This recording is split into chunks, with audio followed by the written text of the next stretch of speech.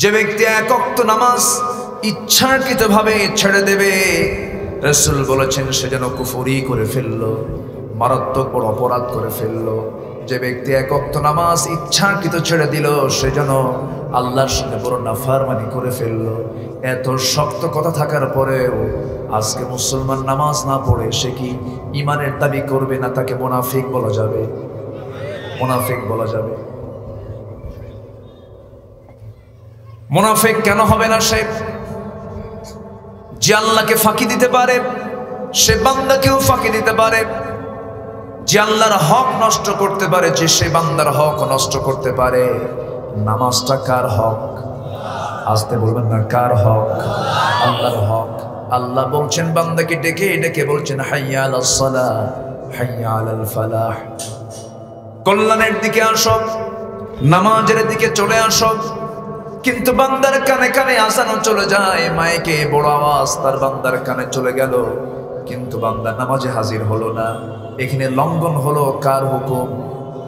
আসতে বলবেন না, কার হুকুম? রাস্তায় চলতে নিয়ে যদি আপনি রাস্তার ট্রাফিক সিগন্যালকে যদি আপনি লঙ্ঘন করে ফেলেন, নিয়মটা ভঙ্গ করে ফেলেন, রাস্তায় বাম দিকে না চলে আপনি ডান দিকে চলেন, মামলা খাওয়ার সম্ভাবনা আছে না নাই? আসতে বলবেন না, আছে না নাই?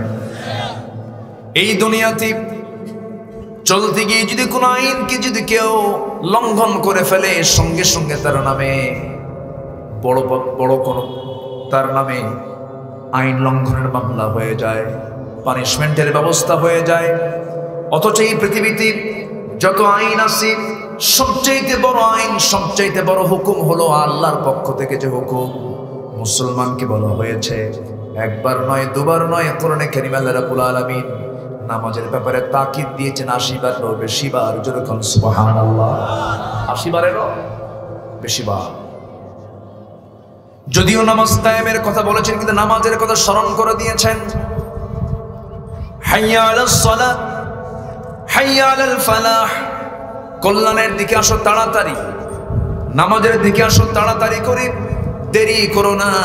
বান্দা যখন আজান শোনার সঙ্গে সঙ্গে জবাব দিতে দিতে মসজিদের দিকে রওনা দেওয়া শুরু করে, প্রত্যেকটা কদমে কদমে আল্লাহ রাব্বুল আলামিন তার আমলনামায় নেকি লেখা শুরু করে দেন। বান্দা যখন মসজিদে ঢোকার আগ দিয়ে যখন বান্দা ওযু বানায়, ওযুর বদৌলতে তার হাতের সগীরা গুনাহগুলো মাফ হয়ে যায়, মুখের সগীরা গুনাহগুলো মাফ হয়ে। এমন সেন্স রে তুমি নামাজে দাঁড়ায় যাবে। যদি কোনো বান্দা রেগুলার নামাজ পড়ে, আল্লাহ তাআলা নামাজটা বান্দাকে দিয়েছেন অসুস্থ হওয়ার জন্য নয়, সুস্থ থাকার জন্য। ভারতের একজন বড় ডাক্তার আছে, ডাক্তার দেবী শেঠি, নাম শুনছেন কিনা জানি না। ডাক্তার দেবী শেঠি তিনি একটা স্ট্যাটাসে তিনি তার একটা বক্তব্য উপস্থাপন করেছেন। তিনি বলছেন, আমি গোটা দুনিয়ার বহু রোগী দেখেছি, ইউরোপ, আমেরিকা, হিন্দু, বৌদ্ধ, তারপরে হিন্দু, মুসলিম, বিভিন্ন ধর্মের মানুষের আমি চিকিৎসা করেছি। মাথা চেক আপ করেছি, ব্রেন চেক আপ করেছি, হার্ট চেক আপ করেছি।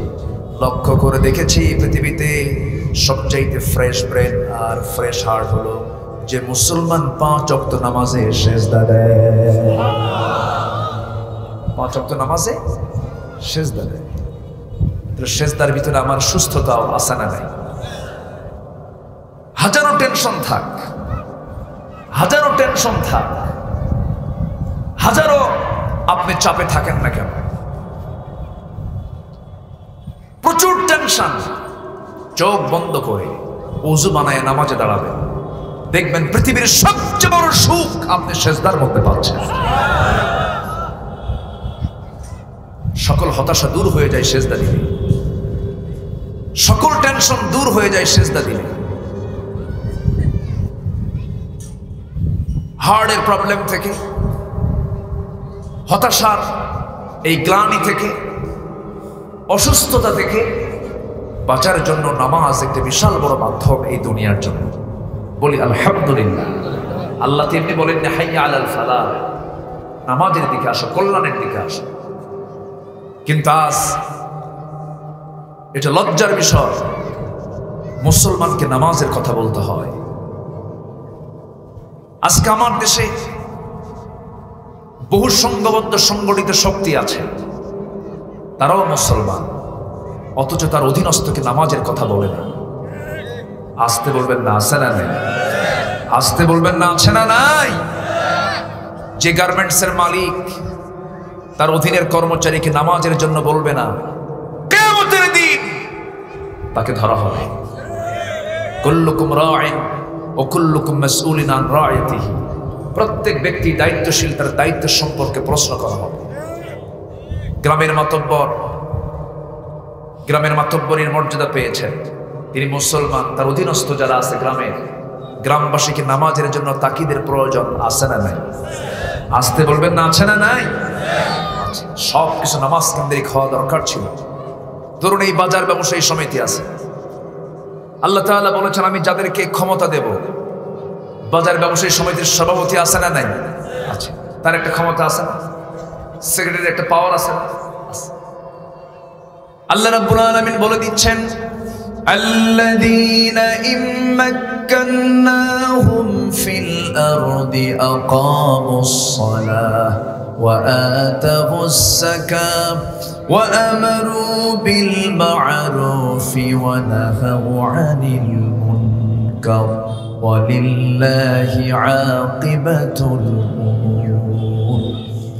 এই দুনিয়ার জিন্দেগিতে আমি যাদেরকে ক্ষমতা দেব, যাদেরকে পাওয়ার দেব, তারা চারটা কাজ সমাজে চালু করে দেবে। নাম্বার 1 হলো তারা নামাজটাকে কায়েম করে ফেলবে। ব্যক্তিগত জীবনেও তারা প্রতিষ্ঠা করবে, সামষ্টিক জীবনেও তারা প্রতিষ্ঠা করবে। ধরুন এই বাজার ব্যবসায়ী সমিতি এখানে আছে, ধরুন 500 জন ব্যবসায়ী সমিতির সদস্য আছেন। হিন্দু ভাইদেরকে আমরা বলবো না, বলার দরকারও নাই, কারণ তারা তো অন্য ধর্মের মানুষ, তাদেরকে বলা লাগবে না। তারা আমাদের দিকে তাকায়া আকৃষ্ট হয়ে ইসলাম দিন গ্রহণ করবে। আল্লাহু আকবার বলেন। লা ইকরাহা ফিদ্দিন। দিন গ্রহণে কোনো জবরদস্তি করা যাবে না, কোনো চাপ দেওয়া যাবে না, প্রেসার দেওয়া যাবে না। এই দেশে ধর্মের স্বাধীনতা আছে না নাই? আসতে বলবেন না, আছে না নাই? একজন হিন্দু ভাই মুসলমান হবেন, তাকে কেউ বাধা দেবে না আমার ভাইয়েরা। কিন্তু বিষয়টা হলো আমরা মুসলমান, নিজেরাই তো নামাজ পড়ি না, অন্য ধর্মের মানুষ আমাদের কাছ থেকে কি শিখবে? নিজেরাই তো সত্য কথা বলি না, নিজেরাই তো গীবত শিকায়েত করি, নিজেরাই তো মালের মধ্যে ভেজাল ঢুকাই, নিজেরাই তো উল্টা পাল্টা করে ব্যবসা বাণিজ্যগুলো করি, হারামকে হালাল বানাই, হালালকে হারাম বানায় ফেলি। আল্লাহ বলছেন না রে না বান্দা, আজান শুনবে সমস্ত কাজ ফেলে মসজিদের দিকে চলে আসবে, আমি তোমার প্রতি রহমত নাজিল করব। জোরে বলি সুবহানাল্লাহ। এখন ধরুন 400-500 জন এখানে ব্যবসায়ী সমাজের সদস্য আছে, সুন্দর করে সবাইকে নিয়ে বসলেন, বসে বলবেন যখন আজান হয়ে যাবে সমস্ত দোকানের শাটারটা বন্ধ থাকবে। কাকে সময় দেব আমরা? আসতে বলে, কাকে সময় দেব আমরা? এমন বাজার কিন্তু দেশে বহু আছে, আমি নিজের চোখে দেখেছি। আছে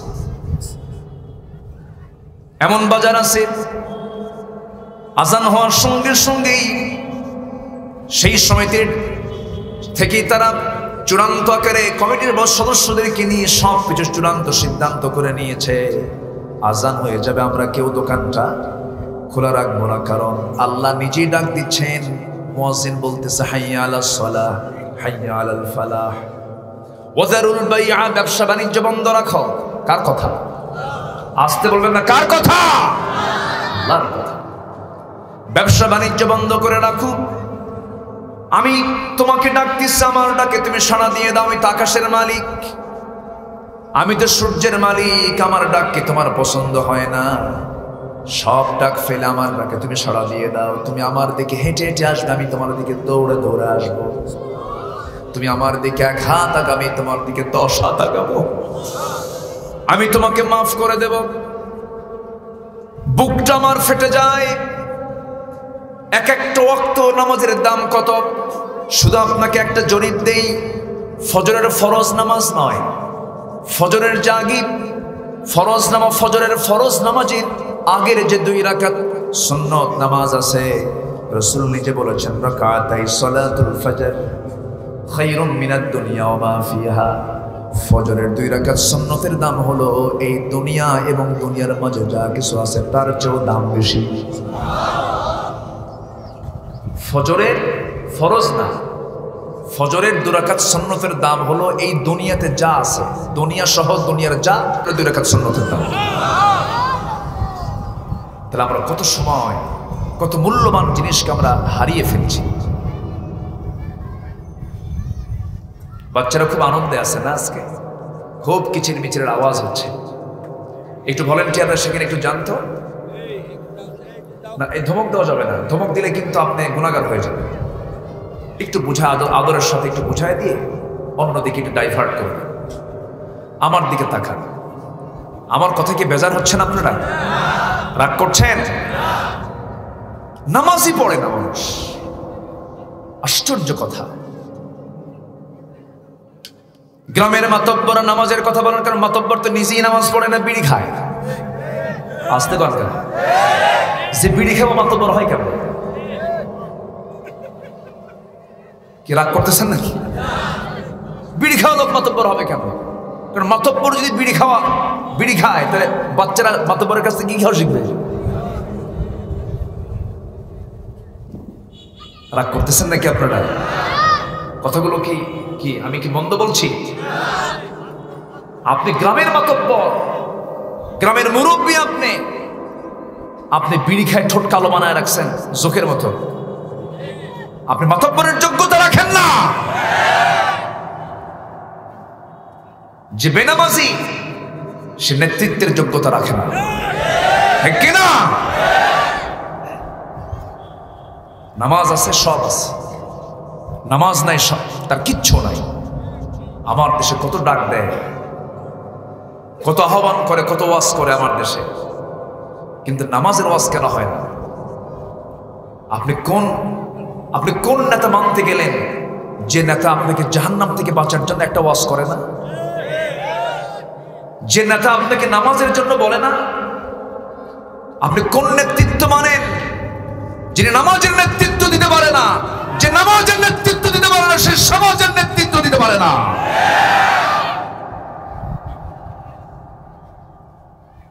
নামাজ থেকেই নেতৃত্ব শিখিয়েছেন মুহাম্মদ সাল্লাল্লাহু আলাইহি ওয়াসাল্লাম। সবার আগে আমরা হক আদায় করব কার? আসতে বলবেন না, কার? ইবাদত করব কার? আল্লাহ। কারণ তিনি আমাকে অক্সিজেন দেন। তিনি আমাকে কি দেন? পৃথিবীর কেউ অক্সিজেন দেয়? সবচেয়ে এসেনশিয়াল খাবার কি? অক্সিজেন। সব ফ্রি সার্ভিস, খাচ্ছি তো টের তো পাই না। অনেকে বলে আল্লাহ কেমনে খাওয়ায়, দেখছেন? বেকুব, বোঝেও না আল্লাহ কেমনে খাওয়ায়, বেকুব বোঝেও না। অথচ নাকের ডগা অক্সিজেনটা কে দিয়ে রেখেছেন? মার পেটের ভিতরেও তিনি সরাসরি খাইয়ে দিয়েছেন। আমার কোন অস্তিত্ব ছিল না, উল্লেখযোগ্য কোন পরিচয় আমার ছিল না। আল্লাহ রাব্বুল আলামিন বলেন, হাল আতা আলাল ইনসানি হিনুম মিনাদ দাহরি লাম ইয়াকুন শাইআন মাযকুরা। তোমার জীবনে এমন একটা সময় অতিবাহিত হয়েছে যে সময় তোমার উল্লেখযোগ্য কোনো পরিচয় ছিল না, আমি তোমাকে পরিচয় করে দিয়েছি। সবেগে নির্গত এক ফোঁটা পানিকে সক্রিয় করে, ঝুলন্ত করে, গোশতের টুকরা বানায়া, হাড় দিয়ে ফাকাসাউনাল ইযাম লাহমা সুম্মা আনশানাহু খালকান আখার, সুন্দর করে চামড়ার প্যাকেট দিয়ে আমার পেটের মধ্যে তিলে তিলে 9টি 10টি মাসে পরিপূর্ণরূপে প্রস্তুত করে আমি তোমাকে মার পেটের মধ্যে সরাসরি খাবার তুলে দিয়েছি। জোরে বলে সুবহানাল্লাহ। আমি যেখানে বড় হয়েছি, মার পেটের মধ্যে যখন ছিলাম, সেই জায়গায় কোনো আলো ছিল নাকি? কোনো বাতাস ছিল নাকি? দুনিয়ার কোনো খাবারও নাই, দুনিয়ার কোনো জুস নাই, দুনিয়ার কোনো খাবার আমার জন্য ছিল না। আমি আমার মার পেটের মধ্যে যখন ছিলাম, কি সুন্দর সিস্টেম করে আমার আল্লাহ সেখানে খাওয়ালেন। পেশাব করাও লাগলো না, পায়খানা করাও লাগলো না, সব ম্যানেজমেন্ট কে করেছে? আসতে বলবেন না, কে করেছে? মার পেটে থাকা মানে জান্নাতের মধ্যেই থাকা। আলহামদুলিল্লাহ। কি সুন্দর করে মা কষ্ট স্বীকার করেছেন, কিন্তু আমি আরামে দিনগুলো পার করেছি। মার পেটের মধ্যে আমি ছিলাম, মার পেটে পায়খানাও করা লাগে নাই, এরপরে সেখানে পেশাবও করা লাগে নাই। তেমনি জান্নাতের মধ্যেও পেশাবও থাকবে না, পায়খানাও থাকবে না। আলহামদুলিল্লাহ বলবেন না? জান্নাতে কিন্তু আপনি পায়খানাও পাবেন না, সেখানে প্রস্রাবখানাও পাবেন না, কারণ এগুলো নাই, যে থাকবে না। অনেক নাস্তিকরা আবার বলে যে হুজুর এগুলো কি করে, মানুষ কি ওয়াশরুম ছাড়া, বাথরুম ছাড়া এই মানুষ কি বাঁচবে নাকি? বেকুব, তুই তোর মার পেটের মধ্যে যে 9 মাস ছিলি, তুই কোন বাথরুম খুঁজছিস? ঠিক কিনা? সেই জান্নাতকে আমরা নেব না ইনশাআল্লাহ? সবাই কি জান্নাতে যেতে চাই? বাপের ভিটা কোথায়? অনেকে চিন্তায় আছে যে হুজুর কোন দিকে যে কইল, বাপের ভিটা কোথায় বলেন, একটু জোরে বলেন। মানে পরিচিত মনে হচ্ছে না আপনাদের কাছে? এরকম পরিচিত যদি মনে না হয় জান্নাতে, তাহলে জান্নাত পাওয়া যাবে না তো। আমাদের বাপের ভিটা কোথায়? আরো জোরে বলেন। বাপের ভিটার টান আছে না নাই? টান আছে তো? আছে তো, জান্নাতের টান আছে তো? জান্নাত সবাই নিতে চাই তো? আজান শুনলে যে মসজিদে যাই না, কথা কন। জান্নাতের টান ঠিকই আছে, কিন্তু আজান শুনলে মসজিদে যাই না। আল্লাহ তাআলা সর্বনিম্ন যে জান্নাতটা দিবেন, জান্নাতের বর্ণনা আল্লাহ রাব্বুল আলামিন কোরআনে কারীমের মধ্যে বহুবার দিয়েছেন। কারণ জান্নাতের লোভ থাকার দরকার আছে না নাই? জান্নাতের লোভের জন্য জান্নাতের বর্ণনা দিয়েছেন। সর্বনিম্ন জান্নাতটা হবে 10টা পৃথিবীর মতো একটা জান্নাত। মনে হয় ছোট হয়ে গেছে। কয়টা পৃথিবী বলেন? 50 কোটি 10 লক্ষ বর্গ মাইলের এই দুনিয়া, 228টি দেশ। চিন্তা করেন, এখানে কিন্তু জো বাইডেনও আছে, ভ্লাদিমির পুতিনও আছে, দমোদর দাস নরেন্দ্র মোদীও আছে, ঋষি সোনাক আছে। এই গোটা দুনিয়ার সব পরাশক্তি মিলিয়া এই গোটা দুনিয়ার 50 কোটি 10 লক্ষ বর্গ মাইল তো আছে। এরকম আরো 9টা 10টা যোগ করলে যা হবে, সর্বনিম্ন জান্নাত আল্লাহ তাআলা একজনকে তাই দিবেন। খুশি হয়েছেন তো? খুশি হয়েছি তো আমরা? তাহলে আল্লাহ যদি এত দেন, সেই জান্নাত নেওয়ার জন্য কি একটু পরিশ্রম করার দরকার আছে না? আপনি এই বাজারে, মথুরকান্দি বাজারের একটা জায়গা কিনতে নিয়ে আপনার 10 বছর মেহনত করা লাগে, ব্যবসা করা লাগে, বাণিজ্য করা লাগে, কত চেষ্টা করতে হয়, প্রবাসে থাকতে হয়, চাকরি করতে হয়, সব কিছু কষ্টার্জিত অর্থ কামাই করে শেষে আপনার জোটে একটা জায়গা, আপনি ব্যবসা বাণিজ্য করতেছেন। আল্লাহ বলছেন, বান্দা দুনিয়ার ক্ষণিক জিন্দেগির জন্য এত মেহনত করো, দিনকে রাত, রাতকে দিন পরিশ্রম করে তুমি পার্থিব সম্পদকে হাসিল করার জন্য এত যদি কষ্ট করতে পারো, আমি তোমাকে 10টা পৃথিবীর মতো একটা জান্নাত দেব। তুমি একটু মেহনত না করে বলবে, আল্লাহ তুমি আমার জান্নাত দাও, এটা কেমন কথা? জান্নাতের জন্য পরিশ্রম করার দরকার আছে না নাই? মেহনতের দরকার আছে না নাই? বুড়ো চাচার বয়স 60 বছর হয়ে গেছে, কোরআন শরীফ পড়তে পারে না। চাচা কোরআন শরীফ পড়েন, কে বাবা মুখই আসে না, পড়তেই পারি না বাবা। কিন্তু চাচাকে যখন বলা হয়, চাচা সুনামগঞ্জ পৌরসভার সামনে যে 5 কাঠা জায়গা আছে, ওটার দাগ নাম্বার কত? কে 83। কি কথা কি বুঝতেছেন? দাগ নাম্বার টনটনা মুখস্থ, কিন্তু ওইদিকে কিন্তু কোরআন শরীফ মুখে আসে না। আচ্ছা, যখন বলা হয় চাচা আপনার সম্পত্তি কোথায়, কোন দাগে আছে, বাবা এগুলো মোটামুটি আমার জানা আছে। আবার তিনি সুনামগঞ্জের জসকোটে সোমবার বৃহস্পতিবার যান, রেগুলার হাতে ফাইলও থাকে। যখন বলা হয় চাচা আপনি জসকোটের বারান্দায় ঘোরাফেরা করতেছেন, ব্যাপারটা কি? বাবা 10 বিঘা জমি না মামলা চলে, তো মামলার কিছু কিছু এভিডেন্স উকিলের মনে থাকে না, উকিল কিন্তু মনে করায় দেয়। তাহলে উকিলকেও আপনি জ্ঞান দিতে পারেন, দাগ নাম্বার, খতিয়ান নাম্বার, RS নাম্বার, সব নাম্বার মনে থাকে, শুধু 70-80 বছর জিন্দেগির জন্য। আর আজীবন চিরস্থায়ী আবাস যে জান্নাত হবে, তার দাগ নাম্বার খোঁজার দরকার মনে হয় নাই? সেটা কি আগে দরকার না পরে দরকার? মনে রাখতে হবে কি দুনিয়াটা আগে না জান্নাতটা আগে? জান্নাতের দাগ নাম্বারটা আগে খুঁজে বের করতে হবে, জান্নাত আগে তালাশ করতে হবে। জান্নাত তালাশ করার জন্য সবার আগে শর্ত হলো আমি কারো গোলামি করব না, গোলামি করে যাব কার? আসতে বলবেন না কার? আল্লাহ তাআলা এখানে তিনটা হকের কথা বলেছেন। যেখান থেকে তেলাওয়াত করেছি আমি তিনটা হকের কথা বলেছেন। হক জাতীয় কোন অপরাধ তুমি যদি করে ফেলো আমি তোমাকে মাফ করব না। এর মধ্যে বিশেষ করে বান্দার হককে নষ্ট করাই যাবে না। বান্দার হক নষ্ট করার মতো লোক তো বাংলাদেশে খুঁজেই পাওয়া যায় না। হ্যাঁ, আছে আছে। সামনে লাশ থুইয়া, গ্রামে কিছু কিছু গ্রামে এগুলো প্রচলন আছে, সামনে লাশ রেখে উপস্থিত লোকজনকে লক্ষ্য করে বলে, ভাইরা যে লাশটা আমরা সামনে নিয়ে জানাজা পড়াবো লোকটা কেমন ছিল? সবাই কয় ভালো, আর মনে মনে কয় সুদখোর। মনে মনে কি কয়? এই মাইকের আওয়াজ মাঝে মাঝে ক্লিয়ার হয়, মাঝে মাঝে ক্লিয়ার হয় না। একটু আমার কানটা ক্লিয়ার করো, বক্সটা ক্লিয়ার করো। হ্যাঁ, আমি কি আলোচনা চালাবো? আজান হয়তো হবে, টেনশন নাই। আমি এমন হুজুর না যে নামাজ পড়বো না। আমার দেশে কিন্তু বহু দরবার আছে, অনেক পীরের দরবার আছে, নামাজ লাগে না। পানির তলে মোমবাতি, বাউ বাতাসে নেভে না, বাবার নামে হালকা দিলে অজু গোসল লাগে না। অজু লাগে না, গোসলও লাগে না। মোল্লা মুন্সি নামাজ পড়ে, দেখছেন আমাদের আবার কমে। মোল্লা মুন্সি নামাজ পড়ে, মারেফত তো বোঝে না। বাবার নামে হালকা দিলে সতরও লাগে না, সতর ঢাকা লাগে না। আবার মাঝে মাঝে জিকিরও করে, হু খাজা।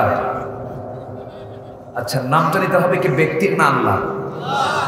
নামটা যদি মুখে নিতে হয় কার নাম নেব? বলছে হু খাজা। দিল কর তাজা, ইসমে জালাল, গাজার কলকি খাওয়া হালাল। জোরে বলি নাউজুবিল্লাহ।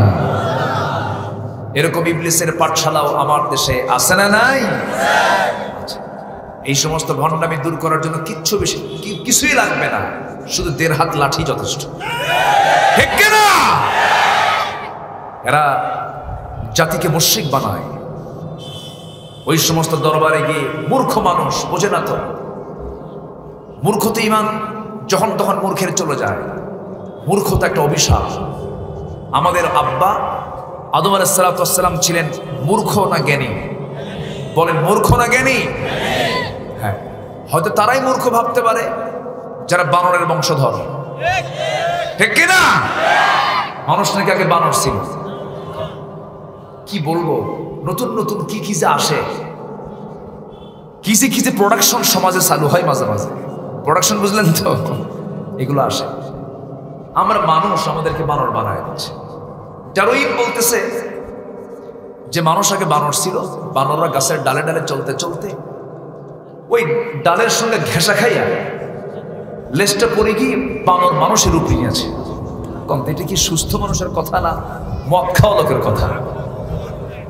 পাগল না তো, পাগল তো পারে না। মদ খাইছিল, কি খাইছিল? ব্রেক ছিল না, মাথার তার ঠিক ছিল না, এই জন্য এই কথাগুলো বলেছে। কথা ওই জায়গায় না, আরো কিছু আছে। আল্লাহ তাআলা ইহুদিদের মধ্যে একটা গোষ্ঠীকে আল্লাহ তাআলা পানিশমেন্ট স্বরূপ বানর বানাইছিল। কি বানাইছিল? বানরের রূপ দিয়েছিল। এই পানিশমেন্টের দিকে পরে তারা মারা যায়। ডারউইন দেখলো আমরা তো ইহুদি, তো আমরা যে পানিশমেন্ট স্বরূপ আমাদেরকে যে চেহারাটা বানর বানায় দিছিল, শুধু আমরা এই তকমা আমরা নেব কেন? গোটা মানবতার উপরে চাপাই দেব মানুষ আগে বানর। কি কথা কি বুঝতেছেন? এখানে একটা প্যাঁচ আছে। ডারউইন এটাই কায়েম করার চেষ্টা করেছে। না, আমরা কোনো বানর থেকে আসিনি, আমরা এসেছি একজন আমাদের শিক্ষিত পিতা, আমাদের গর্বিত পিতা, আমাদের একমাত্র পিতা, জান্নাতের খাবার খেয়ে তিনি দুনিয়াতে এসেছেন। তিনি আমাদের পিতা আদম আলাইহিস সালাতু ওয়াস সালাম। জোরে বলে সুবহানাল্লাহ। আমাদের সম্মান কে দিয়েছেন? আসতে বলবেন না, কে দিয়েছেন? আল্লাহ দিয়েছেন। তাহলে হক নষ্ট করা যাবে না। এখানে 3টা হকের কথা আসছে। আলোচনা দেখি আর কতক্ষণ করা যায়। তবে ভাববেন না যে আমি নামাজ নষ্ট হয়ে যাবে এমন সময় পর্যন্ত যাব, তা নয়। আজান হয়তো এদিক সেদিক থেকে আসবে কানে, ইমানদার ছটফট শুরু হয়ে যাবে, এটাও আমি জানি। কিন্তু আমরা বৃহত্তর দিক তাকিয়ে আজকে আমরা যদি নামাজটাকে একটু বিলম্বে পড়ি, কোনো কথা আছে কি? কি বলেন? কেউ কি কোনো রিপোর্ট দিবেন? না বলবেন যে এটা আবার কোন হুজুর আমদানি করলাম যে নামাজের সময় ওয়াজ করে? আছে তো আমার দেশে তো ফিতনা সৃষ্টির দিকটা বেশি। আসল বক্তব্য নাই, কিন্তু অতিরিক্ত কথা নিয়ে, অতিরিক্ত কাজ নিয়ে আমাদের দেশে ফতুয়াবাজে আছে না নাই? ফরজ নামাজের পরে মোনাজাত করাও অথবা না করা, এটা দ্বীনের গুরুত্বপূর্ণ কোনো অংশ নয়, কিন্তু ফরজ নামাজের পরে মোনাজাত হবে কি হবে না এটাকে কেন্দ্র করে এক গ্রামে দুই মসজিদ, একটা গ্রামে যদি দুই মসজিদ হয়, মসজিদ ভরবে? ভ্রাতৃত্ব থাকবে? অথচ কারণ হলো মোনাজাত একজন করবে আর একজন করবে না। তারাবি নামাজ 8 রাকাত 20 রাকাত, বেতের নামাজ 1 রাকাত 3 রাকাত। রসুল নূর মাটি কি? এরপরে হলো ওয়ালা দল্লিন জল্লিন, আমিন আস্তে না জোরে। এরপরে নাভিতে হাত বাঁধবো না বুকে হাত বাঁধবো, এই সমস্ত বিষয় নিয়ে আমার দেশে বহুল আলোচনা আছে না নাই? আসতে বলবেন না, আছে না নাই? আমি কোনোদিন এই সমস্ত বিষয় নিয়ে আমি কথা বলতে চাই না। আমি মক্কায় নামাজ পড়তেছি, মক্কায় হারাম শরীফ আমি নামাজ পড়ছি, মসজিদ হারাম। তো আমার কিছু ভাইরার সাথে ছিলেন, এক হাজি আমাকে বলতেছে, হুজুর এই নাইজেরিয়ান কেমন করে নামাজ পড়ে? ও তো নিয়ত বাঁধলই না, আল্লাহু আকবার হাত ছেড়ে দিয়ে দাঁড়ায় আছে। আমি বললাম, তুমি কি এদেশে ফতোয়া দিতে আসছো নাকি? এখানে ইমাম সাহেব নাই? ইমাম সাহেব বোঝে না? যদি এখানে ইমাম সাহেব যদি ভুল বুঝতেন, ভুল যদি হতো, ইমাম ধরতেন, তুমি কে? তো চুপ করে বসে আছে। আমার দেশের পরিবেশ এখন আবার দেখাচ্ছে, বলতেছে ওখানে হাত নিয়ত তো বাঁধলো, কিন্তু হাত তো ছেড়ে দিয়ে বসে আছে। কিন্তু হাত ছেড়ে দিয়েও যে নামাজ হয়, হাত ছেড়ে দিয়েও নামাজ পড়ার বিধান আছে না নাই? আসতে বলবেন না, আছে না নাই? কিন্তু আমার দেশে কি হলো, একজন বলল বুকে হাত বাঁধা যাবে না, আরেকজন বলল নাভিতে হাত বাঁধা যাবে না, দুটাই নাজায়েজ। এখন সলিমুদ্দিন নামাজ পড়তে বিপদে পড়ছে, এখন কোথায় হাত রাখবো আমি? এটাও তো হলো না। আল্লাহু আকবার কপালে, কোথায় নিছে? কপালে। এই জন্য বলি যে আপনারা যান আলেমদের কাছে দোয়া চাইতে। এখন আলেমদের কাছে আর দোয়া চাওয়ার জন্য যাওয়ার দরকার নাই, আপনারই আগে আলেমের জন্য দোয়া করেন, আলেমরা ঠিক হোক। রাগ করতেছেন আপনারা? আমি এয়ারপোর্টে বসা, ঢাকা এয়ারপোর্টে আমি ডোমেস্টিক সাইডে বসা, বিমানে উঠবো, পাশে দেখি এক হুজুর, সুন্দর চেহারা, মুখে দাড়ি আছে, মাথায় টুপি আছে। ভাবলাম আমিও টুপিওয়ালা দাড়িওয়ালা, পাশে যে বসলাম, বসে সালাম দিলাম, কিন্তু সালামের উত্তরের মোশন ভালো না। মোশনটা দেখে খুব আমার কাছে কেমন যেন মনে হলো, মানে আমার টুপির দিকে আগে তাকাইছে, টুপি ওনার পছন্দ হয় নাই। কি আমার কথা কি বোঝা আসতেছে ভাই? আমরা এত কৃপণ, আমরা এতটাই নিচু, টুপিকে কেন্দ্র করে আমরা যাচাই করি ইমান। চিন্তা করে। অথচ আফগানিস্তানের মুসলমান এক ধরনের টুপি পরে, পাকিস্তান এক ধরনের টুপি পরে, বাংলাদেশ এক ধরনের টুপি পরে, সৌদি এক ধরনের টুপি পরে। মাথায় তো একটা কাপড়, একটা টুপি, একটা সুন্নাহ। সে এখন যে কারণেই পড়ুক না কেন, অনেকে লম্বা টুপি পরে, অনেকে গোল টুপি পরে, অনেকে জালি টুপি পরে, এক একজনের এক একটা সিস্টেম পরে। আমার দিকে তাকায়া উনি একটু কেমন যেন একটা বুকটা একটা ভেসকি মারলেন। তো আমি ওনাকে বললাম, ভাইজান আপনার নাম প্লিজ, আপনার নামটা কি? আমি ও পীরজাদা। কি কথা কি বুঝতেছেন? ও আচ্ছা, আমি তো নবীজাদা। কি কথা কি বুঝতেছেন? আমি বললাম আমি তো নবীজাদা। নবীজাদা মানে? হ্যাঁ, আপনি পীরের ছেলে আর আমি হলাম নবীর ছেলে, আমার বাপ আদম। কি কথা কি বোঝা গেল? কথা কি বোঝা গেল? কুরাইশ বংশে জন্ম নিয়ে কোনো লাভ নাই। আবুল আহাব জাহান্নামে, ঠিক কিনা? কুরাইশি খেতাব দিয়ে আপনি করবেন কি? নূহের ছেলে হলো কেনান জাহান্নামী, ইব্রাহিম আলাইহিস সালামের বাবা আসর নবীর বাপ জান্নাতি না জাহান্নামী? জাহান্নামী।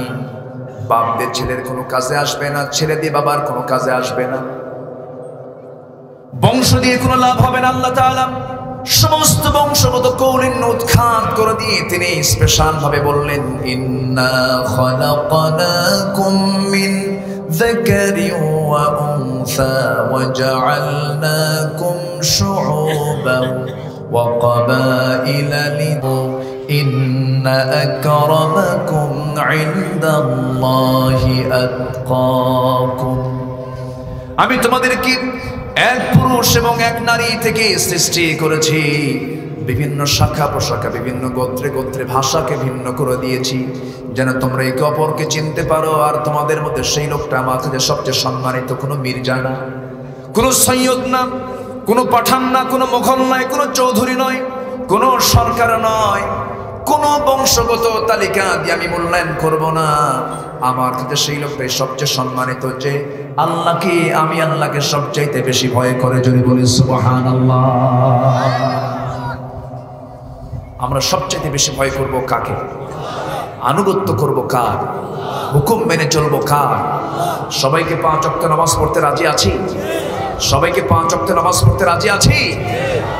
সম্মানিত ভাইয়েরা, আমার নবীজি দুনিয়া থেকে বিদায় নেবেন, তার বিদায়ের শেষ সেন্টেন্স ছিল, বিদায়ের শেষ কথা ছিল নামাজ। সেই নবীর উম্মত আজকে নামাজ পড়ে। মসজিদ থেকে নেতৃত্ব আসবে, মসজিদ থেকে শৃঙ্খলা শিখবে, মসজিদ থেকেই ভদ্রতা শিখবে, আদব শিখবে। ঠিক কিনা বলেন? আমার দেশে মানুষ বেশি না চোর বেশি? ভালো করে রাখো, বলেন। আচ্ছা, নামাজি বেশি না বেনামাজি বেশি?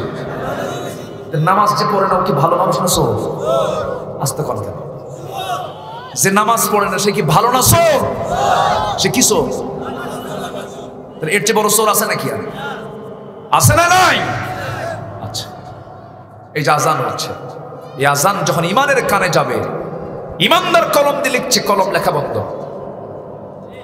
ব্যবসায়ী ব্যবসা করছে, ব্যবসার কাজ বন্ধ। আল্লাহ বলবেন, তুই আমার জন্য যেমন সব কাজ বন্ধ করে তুই আমার ডাকে সাড়া দিস, আমিও সব কাজ ফেলে আমি তোর জন্য জান্নাতের ফয়সালা করে দিই। আপনি আল্লাহর জন্য পেরেশান হবেন না, আল্লাহ আমার জন্য পেরেশান হবেন না। নামাজ পড়বো আমরা কয় ওয়াক্ত? 5 ওয়াক্ত। মসজিদ মনে হয় কাছে, এটা না? বাজার মসজিদ। যে আজানটা হয়ে যাক। যাচ্ছে কেন? এই যে মুরব্বী, বসেন বসেন বসেন, ওযুর সময় দেওয়া হবে, বসেন। জি, সবাই পক্ষ থেকে একজন উত্তর নেন, সালামের কিংবা আজানের উত্তরটা নেন, সম্মানিত ভাইয়েরা। তাহলে আমার দেশে মানুষ বেশি না চোর বেশি? ভালো বলেন, মানুষ বেশি না চোর বেশি? চোরই তো বেশি। আপনি বসে আছেন এই জায়গায়, মসজিদে যাব, নামাজ পড়বো, আমি আগে না জুতা আগে? বলেন, আমি আগে যাই না জুতা আগে যাই? জুতা যদি পাশে রাখেন টেনশন, সেজদায় গিয়ে তসবিহ হবে না, খেলে মনে হবে জুতা আছে তো। আমি শহরের মসজিদের কথা বলতেছি। আমি 2019 হজে যাব, বাইতুল মুকাররমে মাগরিবের নামাজ পড়ার জন্য ঢুকছি। তো নরম নরম কিছু জুতা পরতে হয় মক্কায় গিয়ে, যারা হজ করতে যায় তাদের প্রচুর হাঁটতে হয়। তো নরম জুতা আমি কিনে, নতুন একজোড়া জুতা কিনে আমি মসজিদে ঢুকছি। তো আমি সামনে রাখার জায়গা পাই নাই, আমি একটা কলমের পিছনে, বিল্ডিংয়ের একটা কলম, কলমের পিছনে আমি রেখে নামাজে দাঁড়াইছি। নামাজ শেষ করে এসে দেখি জুতা নাই। গত বছর চিটাগাং মাহফিল করলাম, পতেঙ্গা, হ্যাঁ পতেঙ্গা না কোথায় যেন মাহফিল করলাম। মাহফিল শেষে মোনাজাত করে মঞ্চ থেকে নামবো, জুতা নাই, আমার জুতাই নেই। কি কথা কি বুঝতেছেন আপনারা? আপনি পাবলিক বাসে, আপনি সুনামগঞ্জ থেকে আপনি সিলেট যাবেন পাবলিক বাসে, আপনার সিকিউরিটি কি আপনাকে খেয়াল করবেন, আগে দেখবেন আমার পকেট ঠিক আছে কিনা। আমি কি ভুল বলতেছি? আমি কি ভুল বলছি? গরুর হাটে যদি ঢোকেন টাকা নিয়ে, বলেন আপনার কি গরু নিয়ে টেনশন বেশি না টাকা নিয়ে টেনশন বেশি? আসতে পারে কি বলেন, কি নিয়ে টেনশন বেশি? পকেট, আমার পকেট ঠিক আছে কিনা, কোথায় ভালো আছে আমি। কোথায় ভালো হলাম আমরা? অন্যকে ঠকানো হচ্ছে আমাদের, আমরা মনে করি অন্যকে ঠকাই আমরা চালাক। না, অন্যকে যে ঠকায় সেই সবচেয়ে বড় বোকা মানুষ, ঠিক কি না? অন্যকে ঠকিয়ে আপনি চালাক হতে পারেন না, আপনি বোকা হয়ে গেছেন। আপনি একদিন বুঝবেন। এই জন্য আমরা কোনো হক নষ্ট করব না। জোরে বলি ইনশাআল্লাহ, আর জোরে বলি ইনশাআল্লাহ। আমার দেশে কর্মী বেশি না নেতা বেশি? আসতে কর, কর্মী বেশি না নেতা বেশি? কেউ কি বলে যে আমি অমুক দলের কর্মী? সব কি করে? নেতা। সব নেতা, কোনো কর্মী নাই। এই জন্য সব নেতা মঞ্চ ভেঙে শেষ। আমি কি ভুল বলছি? মসজিদে যান, মসজিদে মেম্বারে কয়জন? আসতে কর, মেম্বারে কয়জন? নেতা কয়জন? আর বাকি সব মুসল্লি। ইমাম আসতে, ইমাম কয়জন? একজন। কোনো গন্ডগোল নাই, কোনো ভাঙ্গা ভাঙ্গি নাই। কি সুন্দর মেম্বার! কোন মুসল্লির ক্ষমতাও নাই। ইমাম রুকুতে চলে গেছে, মুসল্লি সেজদায় যাবে, আছে নাকি ক্ষমতা? বলে কোন মুসল্লি পারবে না। কারণ ইমামের আগে যদি কোনো মুসল্লি রুকুতে, ইমামের আগে যদি চলে যায়, তার নামাজটা নষ্ট হয়ে যাবে। কারণ ইমামকে আনুগত্য করা তার জন্য ওয়াজিব, আনুগত্য তাকে করতেই হবে। ইমামকে না মানলে পরে তার নামাজ হবে না। ইমামকে না মানলে তার নামাজ কখনো আদায় হবে না। এই জন্য রাসূল নেতৃত্ব খুঁজে বের করেছেন নামাজ থেকে। নবীজি যখন দুনিয়া থেকে বিদায় নেবেন, একটু কান লাগাবেন, শর্ট সময় শেষ করবো। আজান শুনেছি যখন, নামাজ তো আমরা পড়বই।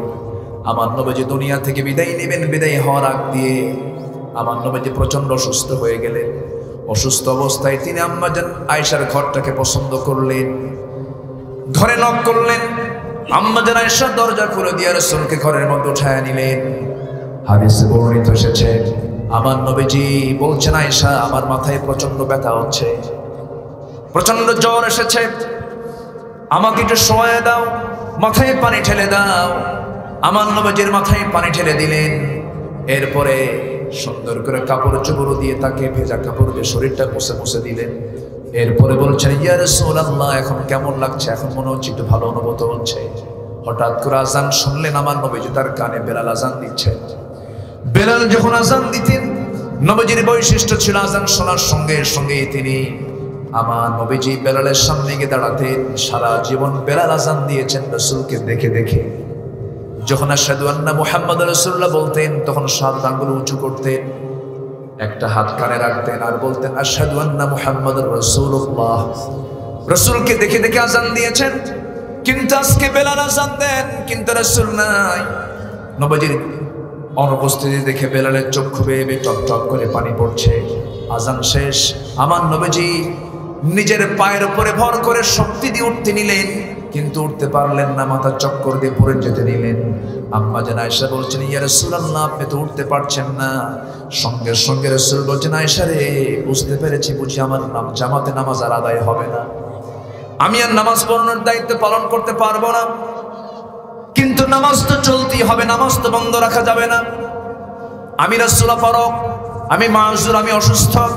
অতএব আয়েশা দেরি করো না, তুমি আমার প্রিয় সাহাবী তোমার আব্বা আবু বকরকে বলো, আমার বন্ধুকে বলে দাও, আমার বন্ধু আবু বকর যেন আমার মুসাল্লায় দাঁড়ায়া আমার দায়িত্ব পালন করে। এবং নবীজি ইঙ্গিত দিয়ে বুঝায় দিলেন, আমার ইন্তেকালের সময়, ইন্তেকালের পরে আমার প্রতিনিধিত্ব করবে আমার আবু বকর। জোরে বলেন সুবহানাল্লাহ। নেতৃত্ব রাসূল দিয়েছেন কোন জায়গা থেকে? বলেন বলেন বলেন। নামাজ। আমার নবীজি এই কথা যখন বলে দিলেন, নামাজের সময় হয়ে গেল। সাইয়েদনা আবু বকর সিদ্দিক রাদিয়াল্লাহু তাআলা আনহু নবীর মুসল্লায় যখন দাঁড়িয়েছেন, দাঁড়ানোর সঙ্গে সঙ্গে সাহাবে কেরামদের চোখে পানি চলে আসছে। হারে নবীর পিছনে বুঝে আমাদের নামাজ আর হবে না। সব ছটফট করছেন, নবীজি আসেন না, দরজার দিকে তাকায় আছেন, কিন্তু নামাজ তো শুরু হয়ে যাচ্ছে। সাইয়েদনা আবু বকর যখন সূরা পড়া শুরু করেছেন, সাহাবে কেরাম হাওমাও করে কান্নাকাটিতে ভেঙে পড়েছেন। নবীজির কানে যখন মৃত্যুর নবীজির কানে যখন কান্নার আওয়াজ যখন তিনি পেলেন, রাসূল বলছেন, আয়েশা আমাকে একটু শক্ত করে ধরো, আমাকে জানালার কাছে নিয়ে যাও, আমি একটু আমার সাহাবীদের নামাজের দৃশ্যটা দেখতে চাই।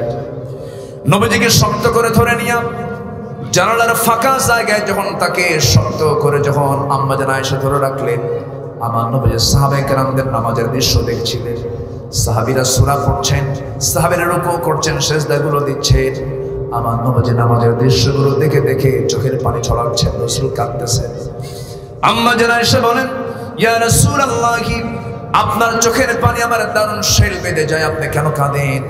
আপনার সাহাবীরা তো নামাজ পড়তেছে।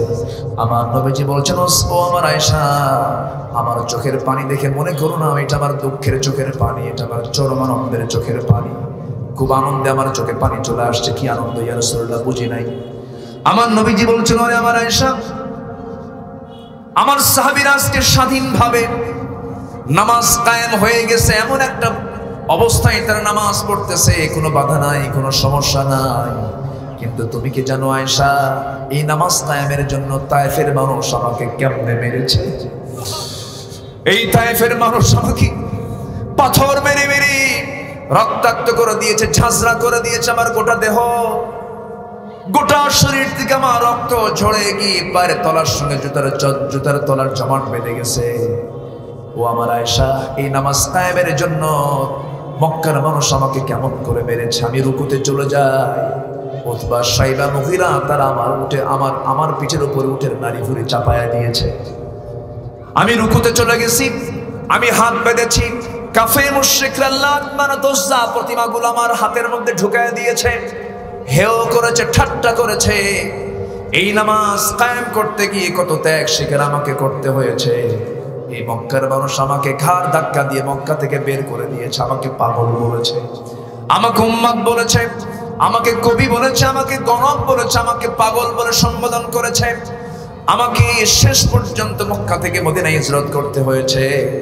ও আমার আয়েশা, এই নামাজ কায়েমের জন্য, ওরে আয়েশা দেখো আমার সামনের দুটা দাঁত নাই, এই দুইটা দাঁত আমাকে উহুদের ময়দানে ভেঙে দিয়েছে কাফের মুশরিকরা। এই নামাজ কায়েমের জন্য খন্দকের ময়দানে কোদাল দিয়ে পরীক্ষা খনন করতে করতে, মাটি কোদাল কাটতে কাটতে, পরীক্ষা খনন করতে করতে আয়েশা শেষ জীবনে এসে আমার কোমরটা আমি সোজা করতে পারি না, কোমরটাও শেষ হয়ে গেছে। এই নামাজ কায়েমের জন্য আমার দাঁত গেছে, আমার কোমর গেছে, আমার সাহাবীদের জীবন চলে গেছে, বদর, উহুদ, খন্দককে পাড়ি দিতে হয়েছে।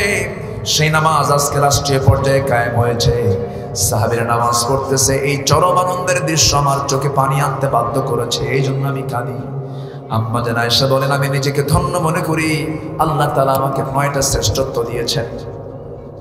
আম্মা জান আয়েশা বলেন, আল্লাহ আমাকে 9টা শ্রেষ্ঠত্ব দান করেছেন। নাম্বার 1 হলো, আমি 9 বছর বয়সে নবীর স্ত্রী হওয়ার সৌভাগ্য অর্জন করেছি। 13 বছর নববধূ হয়ে নবীর ঘরে পদার্পণ করেছি। আমি জিবরাইলকে নিজের চোখে দেখেছি। আমি যখন নবীর সঙ্গে একসঙ্গে ঘুমাতাম একই চাদরের নিচে, ওই সময় আল্লাহ পাক জিবরাইলকে পাঠিয়ে দিয়েছেন, আমি থাকা অবস্থা ওহী নাযিল হয়েছে। আমি আয়েশা নিজেকে ধন্য মনে করি। শরীর খাবার যেমন শ্রেষ্ঠ খাবার, রাসূল বলেছেন আমার আয়েশা হলো স্ত্রীদের মধ্যে শ্রেষ্ঠ স্ত্রী। 7 দিন ধরে নবীজি বয়ান করেন, সেই বয়ান করা কথা কার কার মনে আছে? রাসূল প্রশ্ন করলেন, কোন সাহাবী সম্পূর্ণরূপে উত্তর দিতে পারলেন না। রাসূল বলছেন, আয়েশা আমি কি কি কথা বলেছি তোমার মনে আছে নাকি? 7 দিনের প্রত্যেকটি কথার একটা শব্দ তিনি বাদ দেন নাই, সব বলে দিয়েছেন। এই আম্মা জান আয়েশা বলেন, আমি নিজেকে ধন্য মনে করি, রাসূল তার জীবনের শেষ খাবার খেয়েছেন। আমি আয়েশা আমার মুখের লালা। রাসূল যখন মারা যাবেন, মৃত্যুর আগে আমার সঙ্গে রাসূল কথা বলতে নিয়ে বলছেন, আয়েশা শরীরটা কেমন যেন মনে হচ্ছে, আমি মনে হয় দুনিয়া থেকে বিদায় হয়ে যাব। আমাকে দেখো তো একটা মেসওয়াক এনে দেওয়া যায় নাকি? মেসওয়াক ছাড়া কেমন যেন মুখটা আমার কাছে কেমন মনে হচ্ছে, মেসওয়াক আনবেন কেমনে? নবীজি আম্মা জান আয়েশার উরুতে মাথা রেখে আরাম ফরমাচ্ছিলেন। তিনি তার ভাই আব্দুর রহমানকে ডাক দিলেন, একটা মেসওয়াক এনে দেওয়া হলো। সেই মেসওয়াকটা আমার নবীর হাতে না দিয়ে আম্মা জান আয়েশা নিজে সেই মেসওয়াকটা হাতের মধ্যে নিলেন। মেসওয়াকটা নিয়ে চাবায় চাবায় নরম করে দিতে নিয়ে মেসওয়াকের আগায় আম্মা জান আয়েশার কিছু থুতু জমা হয়ে গেল। নবীজি সেই মেসওয়াকটা নিয়ে আগে এই মেসওয়াক না করে সেই থুতু জমা হওয়া মেসওয়াকের আগায় সেই থুতুগুলো নবীজি চুষে চুষে পান করছেন আর বলছেন, আয়েশা রে, জীবনে তোমার শেষ সময়ে কিছু হক আদায় করার চেষ্টা করলাম, তোমাকে খুশি করার চেষ্টা করলাম। আম্মা জান আয়েশা বলেন, আমি নিজেকে ধন্য মনে করি রাসূল তাআলা জীবনের শেষ খাবার খেয়েছেন, আমি আয়েশা আমার মুখে লালা। আমার নবীজি মেসওয়াক করলেন, পরিচ্ছন্ন হয়ে গেলেন। এবার বলছেন, আয়েশা, আমার বুঝি মৃত্যুর সময় ঘনিয়ে এসেছে। রাসূল আমার নবীজি আম্মা জান আয়েশাকে ডাক দিয়ে বলছেন, আয়েশা, আমি মনে হয় দুনিয়া থেকে বিদায় নিয়ে নেব। আমি তোমাকে লাস্ট একটা হাদিস তোমাকে শোনায় দিচ্ছি, আমি তোমাকে লাস্ট একটা মেসেজ আমি তোমাকে জানায় দিচ্ছি। আমার উম্মতদেরকে সর্বশেষ আমার এই কথাটা বলে দিবে। আমি রাসূল বলে গেলাম, পরিবারের কথাও নয়, সমাজের কোনো কথাও নয়, অন্য কোনো কথা নয়। সর্বপ্রথম হচ্ছে আল্লাহর হক। আসসালাত ইমা মালাকাত আইমানুকুম, নামাজ আমার উম্মতের জন্য নামাজটা না ছেড়ে দেয়। আমার নবীজি এই কথা বলার সঙ্গে সঙ্গে নবীজি দুনিয়া থেকে বিদায় হয়ে যাচ্ছেন। আম্মা জান আয়েশা বলেন, নিজেকে ধন্য মনে করি রাসূল আমার উরুতে মাথা রেখে শেষ নিঃশ্বাস ত্যাগ করেছে। নবীজির চোখটা আমি নিচের দিকে নামায়া দিয়েছি এবং আমি নিজেকে অত্যন্ত ধন্য মনে করি নবীজি আমার ঘরে তিনি শেষ নিঃশ্বাস ত্যাগ করে আমার ঘরটাই তার কবর হয়েছে। যেরকম সুবহানাল্লাহ, আমি আয়েশা আমার ঘরটাই তার কবর হয়েছে। একটা জায়গা ফাঁকা ছিল, সেই জায়গায় আমি আয়েশা থাকতে চেয়েছিলাম, কিন্তু ইসলামের বড় একজন খলিফা ওমরে ফারুকের মতো মানুষ যখন আমার কাছে আবদার করলেন, আয়েশা ওই জায়গাতে আমি ওমর থাকতে চাই, কারণ আমার ভাই আবু বকর আরেকটা দিকে আছে, আমি তাদের সঙ্গে থাকতে চাই। সেই জন্য আমি আমার অংশটাকে আমি ওমরকে দান করে দিয়েছি। তাছাড়া আমার বড় শখ ছিল আমি নবীর সঙ্গে শুয়ে থাকবো। আমার ভাইয়েরা, আমার নবীজি এই দুনিয়া থেকে বিদায় হওয়ার লাস্ট সেন্টেন্স ছিল কি? বলেন কি? সেই নামাজ পড়ার দরকার আছে না নাই? যে লোক নামাজ পড়ে না সেই লোকের নেতা বানানো যাবে? আসতে বলুন না, যাবে। অসৎ নেতৃত্ব হলো আজকের সমাজ নষ্টের সবচেয়ে মূল কারণ, ঠিক কিনা? যে নেতা নামাজ না পড়ে আপনার সামনে নেতৃত্ব দিতে আসতে চায়, যে মুখের থুতু তার মুখে মারা দরকার। বাতিল নেতৃত্ব আমরা মানি না, জোরে বলেন ঠিক কিনা? বাতিল নেতৃত্বের মুখে জুতা মারা দরকার। রাজি আছেন কারা কারা? হাত উঁচু করে দেখান।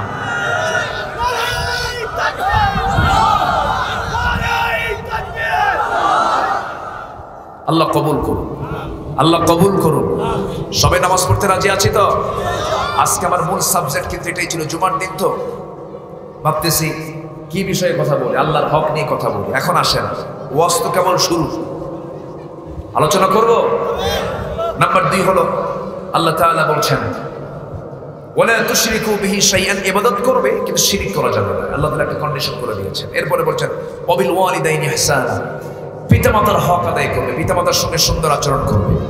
কিন্তু আজকে আমার দেশে শিক্ষার হার আগের তুলনায় কম না বেশি? বেশি। কিন্তু বাপ মার সেবার হার বেশি না কম? তাহলে আমাদের শিক্ষার মধ্যে ত্রুটি কিছু আছে না নাই? পাশে চেয়ারম্যান বসা, ২৭,০০০ ভোটার এই সুলুকাবাদ ইউনিয়নে, ২৭,০০০ ভোটার, প্রায় ৫০,০০০ মানুষের বসবাস এই ইউনিয়নে। একটা ইউনিয়নের তথ্য নিলেই গোটা দেশের তথ্য বের হয়ে আসে। এমনও সন্তান আছে বাপকে পিটায়, মনে হয় নাই? আওয়াজ যে খুবই স্লো দেখতেছি, আছে না নাই? বাপকে ভাত দেওয়া তো দূরের কথা, খেদমত তো দূরের কথা, বাপ মা ভয়ে থাকে না যে আমার সন্তানটা এসে আমাকে কখন শারীরিকভাবে নির্যাতন করে। আছে আছে। আল্লাহ তাআলা তার হকের পর বাপ মার হকটা জোড়া দিয়েছেন। কেন জানেন? পিতামাতার পোস্ট এমন একটা পোস্ট, আল্লাহর দরবারে সোজা দোয়া কবুল হবে না। যার পিতামাতা জীবিত আছে তাদের হয়ে দোয়া কবুল হবে। সুবহানাল্লাহ বলবেন না? কাদের হয়ে? বাপ মার হয়ে। কি বলেন, কার হয়ে? বাপ মার হয়ে। আপনি যত কিছু করেন কোন ইবাদত কবুল হবে না বাপ মাকে খুশি না করতে পারবেন। জনে বলে সুবহানাল্লাহ। এটা কি মোল্লার কথা না আল্লাহর কথা? কে বলছে এটা? আল্লাহ বলেছেন। সম্মানিত ভাইয়েরা, সুন্দর বাড়ি বানায়, ছেলে মেয়ের জন্য ঘর হয়, নিজের জন্য ঘর হয়, গেস্টের জন্য ঘর হয়, বাপ মার জন্য ঘর হয় না। বাপ মার জন্য বরাদ্দ হয় সিঁড়ির তলের জায়গা। অসংখ্য সন্তান আছে না নাই? আসতে বলবেন না, আছে না নাই? এমনও বাপ আছে সন্তানের ভয়ে কোর্টে গিয়ে মামলা করে। কোর্টে গিয়ে কি করে? মামলা করতে বাধ্য হয়। শেষ পর্যন্ত বলে দেয়, আমার সন্তানকে চোখের সামনে রাখবেন না, আমার জীবন হুমকির সম্মুখীন করে জেলখানায় রাখেন। আছে না? শিক্ষিতও কিন্তু তারা, শিক্ষাও আছে। কেন হচ্ছে? বৃদ্ধাশ্রমে আমি নিজের চোখে দেখেছি, ঢাকার গাজীপুরে বৃদ্ধাশ্রমে কোনো মূর্খের বাপ সেখানে রেখে আসে না, কোনো মূর্খ রেখে আসে না, শিক্ষিত নামের কলঙ্ক কিছু সন্তান রেখে আসে। ওরা সায়েন্স পড়েছে, ওরা ম্যাথমেটিক্স পড়েছে, ওরা কেমিস্ট্রি পড়েছে, ওরা জুলজি পড়েছে, ওরা আইন পড়েছে, ওরা বিজ্ঞান পড়েছে, কিন্তু নৈতিক শিক্ষা কোরআন পড়ে নাই। আমি চ্যালেঞ্জ ছুড়ে মেরে দিলাম, গোটা পৃথিবীর কোনো বৃদ্ধাশ্রমে দেখতে পাবেন না কোন আলেম, কোন হাফেজের বাবা বৃদ্ধাশ্রমে রেখে আসছে, কেউ পাবেন না। কেন? কোরআনটা এমন একটি কিতাবের নাম, এই জাতির সকল কিছু ঠিক রাখার জন্য, নৈতিকতার মানকে ডেভেলপ করার জন্য একমাত্র সিলেবাসে একটাই শুধু বই যোগ করতে হবে, তার নাম হলো কোরআন। কোরআন কোরআন, ঠিক না? সব ঠিক হয়ে যাবে। সব কি হবে? ঠিক হয়ে যাবে। আল্লাহ তাআলা তুমি সবাইকে বোঝার তৌফিক দাও। জোরে বলি আল্লাহুম্মা আমিন। নাম্বার 3 হলো বান্দার হক আদায় করো। বনের সম্পত্তি মেরে খাওয়া ভাই তো সুনামগঞ্জে নাই, আছে। আমি আজকে চেয়ারম্যানের পক্ষে কিছু ওয়াজ করে যাই, যেন ওনার বেশি এই দরবার টরবার না করা লাগে। বনের সম্পত্তি ভাই মেরে খাওয়া আছে না? হজেও কিন্তু যায়, হজে গেছে, কিন্তু বনের সম্পত্তি বুঝে দেয় না। আছে আছে আছে। এগুলো কি করা যাবে? এক যুগ হয়ে গেছে বনকে সম্পত্তি বোঝা দেয়। বোন তো লজ্জায় কিছু বলতে পারে না, মাঝে মাঝে আবার বোনকে দাওয়াতও দেয়, নিয়ে এসে ভালো মন্দ কিছু খাওয়ায়, খাওয়াই দিয়ে পাশে বসায় বলে, বোন শোনো, অংশ নিলে কিন্তু ধ্বংস হবে। দেখছেন কি একটা ওয়াজ দিয়ে দিল, দেখেন এটা কি কোরআন থেকে আসছে না শয়তান থেকে আসছে? আপনি 14 বার হজ করেন, আপনার হজ কবুল হবে না, ঠিক কিনা? হক আদায় করতে হবে। অনেক বাপ আছে, ছেলে একটা খুব দরদ, মেয়ে 2-3টা আছে, বিয়ে শাদী দিছে। মেয়ে 2-3টাকে ডাক দে বলে, মা শোনো, আমি তোমাদের বুড়া বাপ, বাবা মনে যাবো, আমার একটা মাত্র ছেলে, মা তোমরা মন খারাপ করো না, তোমাদের যে কিছু সম্পদ তোমরা পাইতে আমি মরে গেলে এটা আমি আমার ছেলের নামে দিতে যাচ্ছি, আমি তোমাদেরকে দোয়া দেব, ওই দোয়ার দরকার নাই, ঠিক কিনা? তিলকা হুদুদুল্লাহ লিযযাকারি মিসলু হাযযিল উনসাইন। আল্লাহ তাআলা সব কোরআনে ক্লিয়ার করে দিয়েছেন। আপনি দুনিয়াতে অংশ ঠিক রাখবেন, আপনার জান্নাতের অংশ ঠিক থাকবে। দুনিয়াতে অংশ ঠিক রাখবেন না, আপনার জান্নাতের অংশ বাজেয়াপ্ত হয়ে যাবে।